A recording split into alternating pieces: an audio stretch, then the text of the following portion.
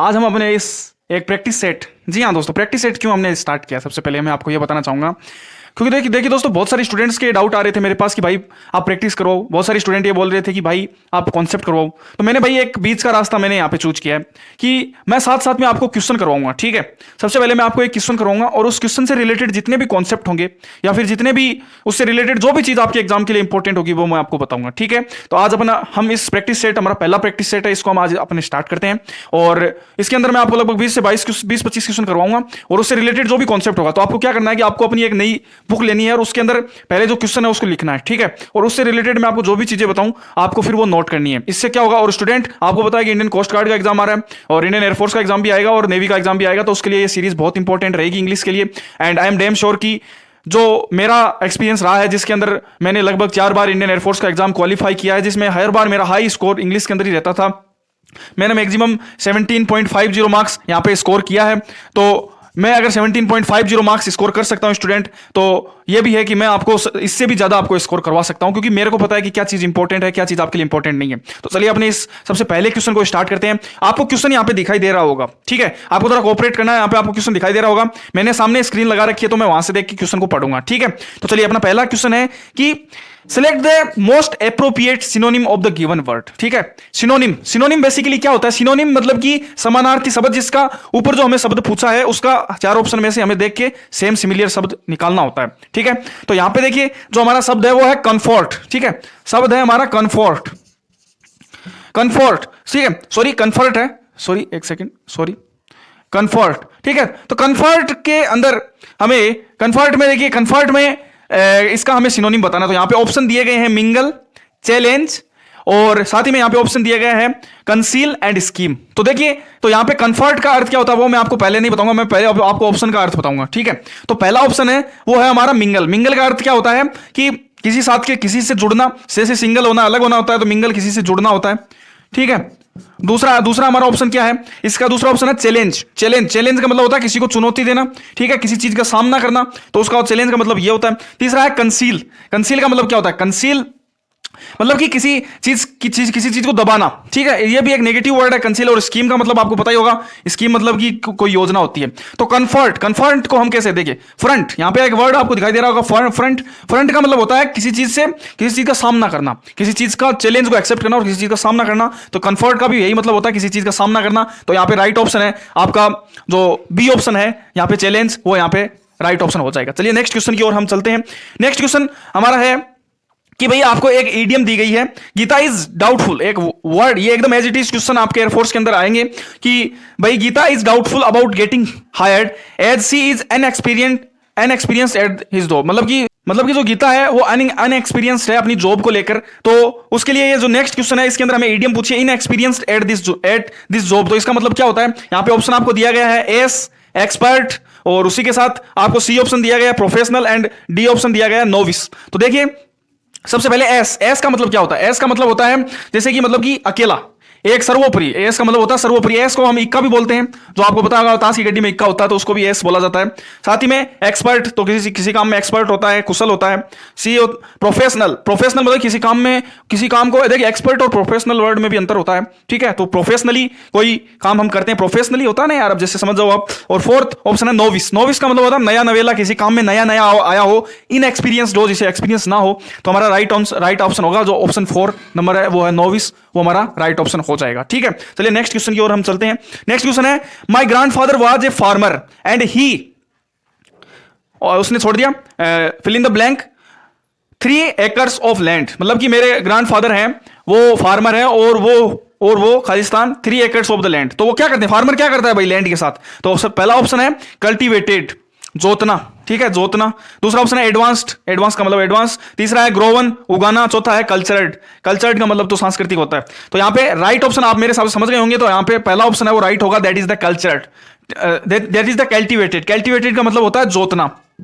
ठीक है, बाकी मैंने सारे का अर्थ आपको बता दिया। चलिए नेक्स्ट क्वेश्चन की ओर हम चलते हैं।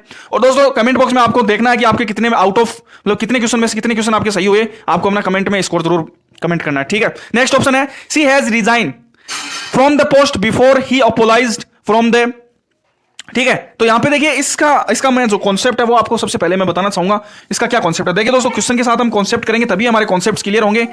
और हमेशा क्वेश्चन के साथ ही हमें कॉन्सेप्ट को क्लियर करना चाहिए इंग्लिश लैंग्वेज के अंदर, क्योंकि ये एक बहुत ही जानिए मतलब कि जैसे हम क्वेश्चन के साथ कॉन्सेप्ट सीखते हैं तो वो हमें ज्यादा समय के लिए याद रहता है। आपको एक कहीं पे भी बिफोर, बीच में बिफोर या फिर आफ्टर दिखे तो उससे पहले, बिफोर का मतलब क्या होता है पहले, उससे पहले आपको हेड या फिर हेड्स का यहाँ पे प्रयोग दिखाई देगा, ठीक है, हेड का यहाँ पे आपको प्रयोग दिखाई देगा। उसके बाद में आपको यहाँ पे सेकंड में आपको यहाँ पे फर्स्ट सिंपल सेंटेंस आपको यहाँ पे दिखाई देगा, ठीक है। आफ्टर में आप मतलब आफ्टर का मतलब बाद में, आफ्टर का मतलब क्या होता है बाद में, ठीक है। तो यहाँ पे बाद में आपको हेड दिखाई देगा, पहले आपको पास्ट सिंपल यहाँ पे दिखाई देगा, ठीक है। आप समझ गए होंगे मेरी बात को यहाँ पे आप अच्छी तरीके से।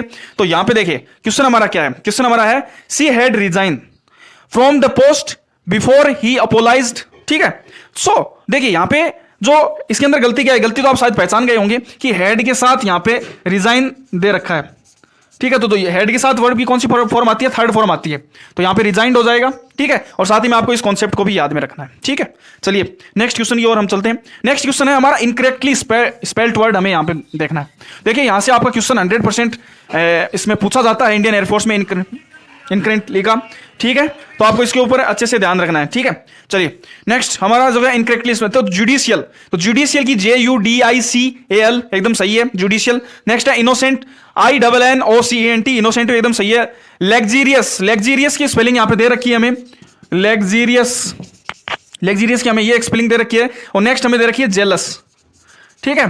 तो देखिए स्टूडेंट देखिए यहाँ पे मिस स्पेल्ड है, तो ये लेग्जीरियस की है, तो यहाँ पे LU आएगा, ठीक है, LA नहीं आएगा, ठीक है। तो यहाँ पे हमारा राइट ऑप्शन C हो जाएगा।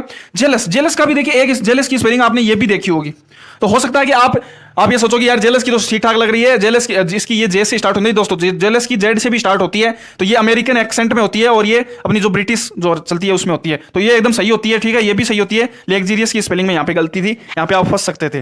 नेक्स्ट हमारा है ईडियम, हमारी नेक्स्ट है ईडियम।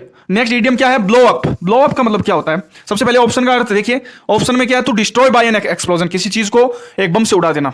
दूसरा हमारा ऑप्शन है टू लीव अप ग्रेटली, तीसरा है टू सफिस, और चौथा है टू स्टैंड अपराइट। तो देखिए यहाँ पे ब्लो अप, ब्लो अप का मतलब आप समझ गए, ब्लो यानी क्या होता है, ब्लो का मतलब, ब्लो अप का मतलब होता है उड़ाना, किसी चीज को उड़ाना। तो भाई धमाके से हम किसी चीज को उड़ाते हैं, तो वहां पे ब्लो अप का मतलब कि ही ब्लो अप द बिल्डिंग, ठीक है। तो डिस्ट्रॉय बाय एन एक्सप्लोजन, तो ब्लो अप हो जाएगा, फर्स्ट ऑप्शन हमारा यहाँ पे राइट हो जाएगा। नेक्स्ट है देखिए दोस्तों, इसकी जो PDF आपको टेलीग्राम चैनल में मिल जाएगी, तो प्लीज टेलीग्राम चैनल को जरूर ज्वाइन करिए।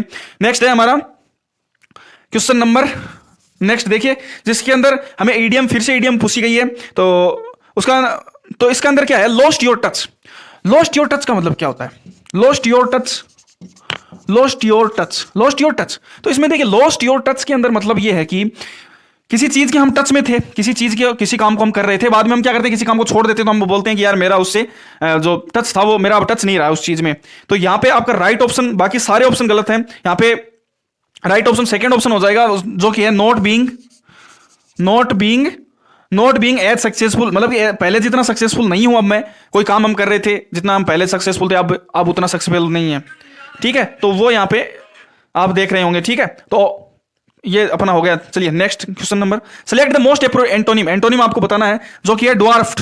ड्वार्फ्ड का क्या मतलब होता है, ड्वार्फ्ड का मतलब होता है भाई एकदम से छोटा सा, ठीक है। ड्वार्फ्ड का मतलब होता है एकदम छोटा, ठीक है। तो अब देखिए यहाँ पे एक वर्ड आपको दिखाई दे रहा होगा जो कि है द्वार, द्वार, ठीक है। तो द्वार देखिए, अब ड्वार्फ्ड है वो हमेशा आपका एंटोनिम में ही पूछा जाएगा, ठीक है। तो द्वार होते हैं, आप देखिए द्वार है, हम यहाँ पे कहीं पे भी जाते हैं कोई मंदिर में, वहां पे बड़े बड़े द्वार हमें दिखाई देते हैं, तो इसका एंटोनिम क्या हो जाएगा, बड़ा सा। तो इसमें ऑप्शन में आपको दिखाई दे रहा होगा दैट इज गेंट, ठीक है, दैट इज गेंट। और अगर गेंट हमारा राइट ऑप्शन हो जाएगा। मेजरेबल, मीडियम, टाइनी, टाइनी बहुत छोटा सा होता है, तो सिनोनिम इसका टाइनी हो जाता, तो ये आप सब जानते हैं। नेक्स्ट है हमारा एंटोनिम, फिर से नेक्स्ट एंटोनिम हमारा क्या है, डेट्रीमेंटल। तो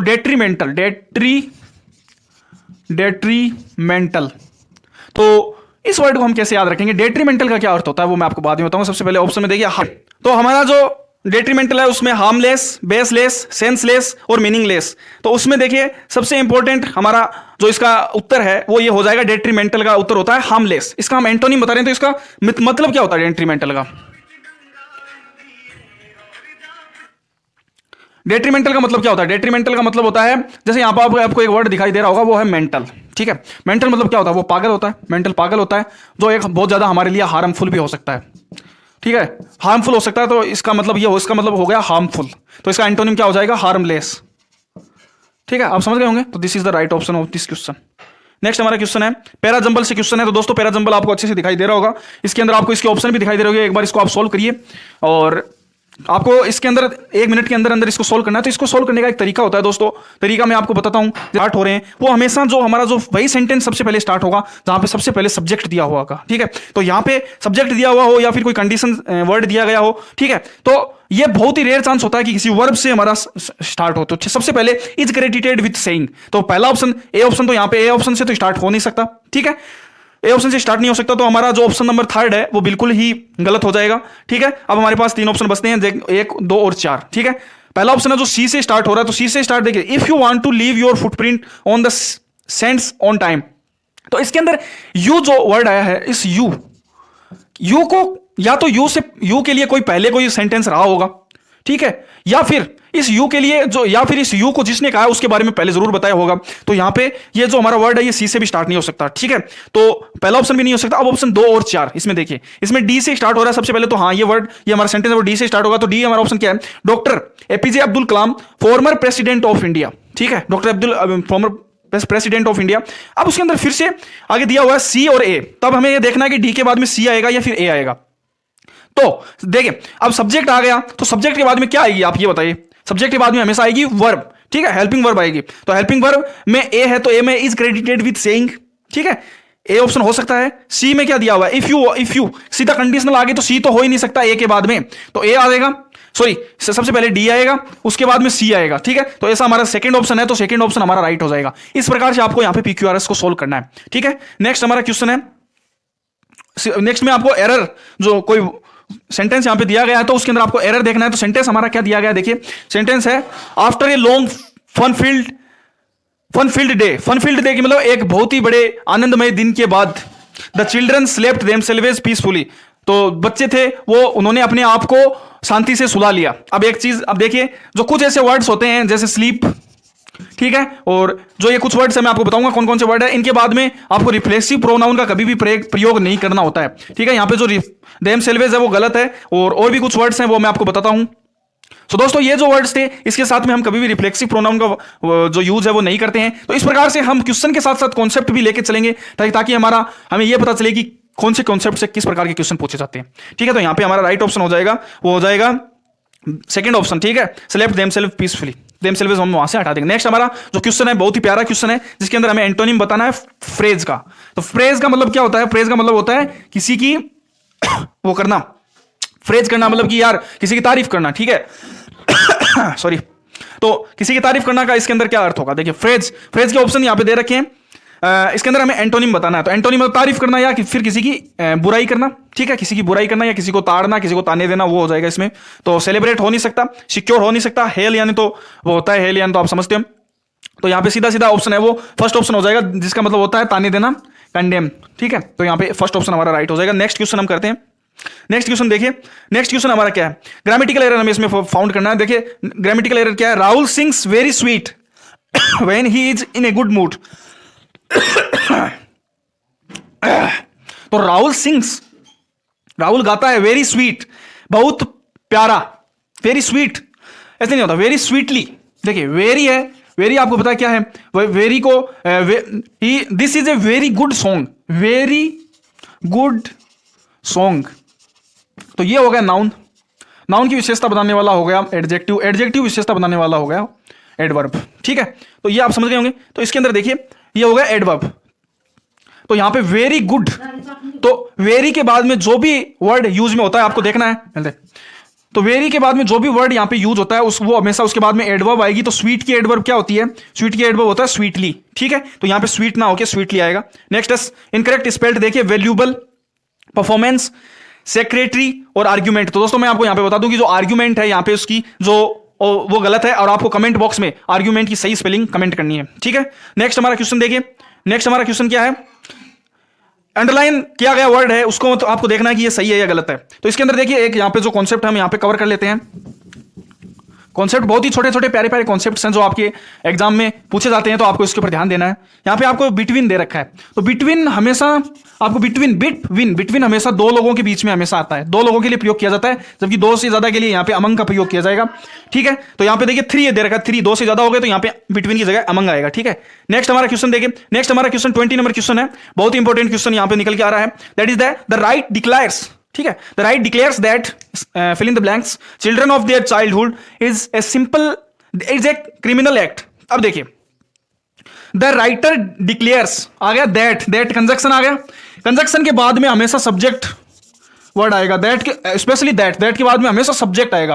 तो किसी भी वर्ब को जैसे चाहे वो प्ले हो गया, चाहे कोई भी वर्ब हो, चाहे सिंग हो गया, ठीक है, तो इसके बाद में इसे अगर हमें सब्जेक्ट बनाना हो तो हमेशा इसके अंदर आपको आईएनजी लगाना होगा। इसको जिरेंड फॉर्म को ही सब्जेक्ट वर्ब फॉर्म कह सकते हैं, हम जिरेंड बोलते हैं इसको, आईएनजी लगाई हुई फॉर्म को। तो यहां पे कौन सा वर्ड आएगा, सब्जेक्ट आएगा, तो इसके लिए रोबिंग चिल्ड्रन, ठीक है, robin children of their childhood. ठीक है, सो दोस्तों आपको ये जो क्वेश्चन है वो कैसे लगे आप एक बार जरूर कमेंट बॉक्स में बताना। हमारा नेक्स्ट क्वेश्चन है, नेक्स्ट क्वेश्चन क्या है, the sea looks as if it has been agitated by a storm. आज का हमारा लास्ट क्वेश्चन है। तो देखिए इसके अंदर आपको एक चीज बताना चाहूंगा कि एज कोई भी जैसे कि कल्पनात्मक शब्द आ जाए, जैसे कि एज इफ, ठीक है, यहां पे दिया हुआ है, तो एज इफ या जो भी काल्पनात्मक शब्द है, एज इफ, आई सपोज, ऐसे कुछ भी आ जाए तो एज इफ इसके बाद में हमेशा सिर्फ दो ही चीज आती है, या तो वर आता है या फिर हैड बीन और वर्ब की थर्ड फॉर्म आती है। ये दो ही चीज यहां पे यूज होती है। तो यहां पे तो इसने गलत हैज बीन दे रखा, तो हैज की जगह क्या आएगा, हैड बीन आएगा, हैड बीन एजाइटेड। ठीक है दोस्तों, तो दोस्तों इस प्रकार से ये हमारी सीरीज आपको कैसी लगी, हम अलग अलग चीजें आपको दे रहे हैं ताकि आपको ये पता चले कि कौन सी चीज हमारे लिए इंपॉर्टेंट है, और आप ये बताना कि इस सीरीज को हमें कंटिन्यू रखना चाहिए कि नहीं रखना चाहिए। पीडीएफ आपको टेलीग्राम चैनल के अंदर मिल जाएगी, तब तक के लिए आपको चाहिए।